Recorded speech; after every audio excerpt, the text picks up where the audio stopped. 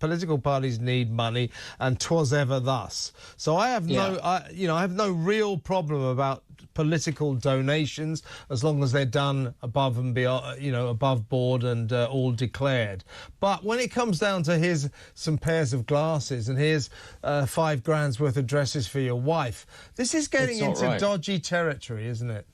It's very dodgy, and I mean, I don't like it when significant political figures receive money for travel from rich people. Why do rich people have to pay for other people's travel? It must be because they're doing their bidding. And why would you wish a significant political figure? Why would you allow a significant political figure to do an individual's bidding? It's wrong. Yeah. Even with a political party, by the way, with the Conservative Party, one thing that I think has gone very wrong with the Conservative Party, and it applies to the Labour Party, is the Conservative Party used to have millions, literally millions of members from which it got its donations.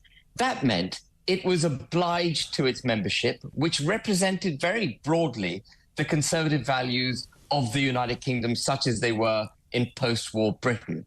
And now the Conservative Party only has a membership of 150,000 or so, and it takes big money from big business. And I think that has skewed the way they've governed. And the same applies to the Labour Party, who relied on the working class of this country for their cash, and now are also in bed with big business. And rich individuals, big business, I mean, they can, and perhaps it can be legitimate at one level, but I think it is a dumbing down of our democracy. We want our elected representatives to represent the interests of the people. If they're getting significant sums of money from third parties, you've got to query whether their heart's really in it for the British people. And I think one thing Reform UK's got to do is turn its back on rich people and really champion the membership that it's got, give them the voice that they should have in the party, and grow that membership so that Reform UK is obliged completely, not just morally as it is at the moment, but financially to the British people. And then it will deliver the agenda that it's meant to deliver. Be a party of the people as opposed to a party of the rich people. Absolutely. And let's just talk about Starmer's hypocrisy here.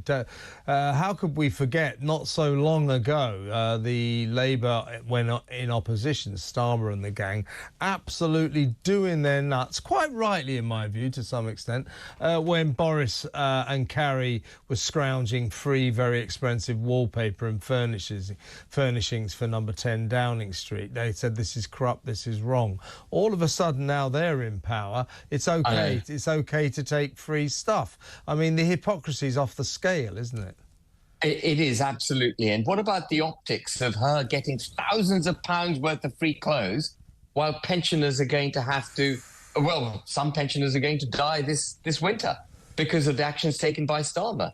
His wife is absolutely rolling in it. He's rolling in it, and pensioners are suffering. It's really bad. If it's going to get worse, as Starmer says, before it gets better, if he's going to tax us to hell because the country's in financial difficulty, he should stand by the country and take the hits with the country, not envelop himself in the comfortable blanket provided by a multi-millionaire.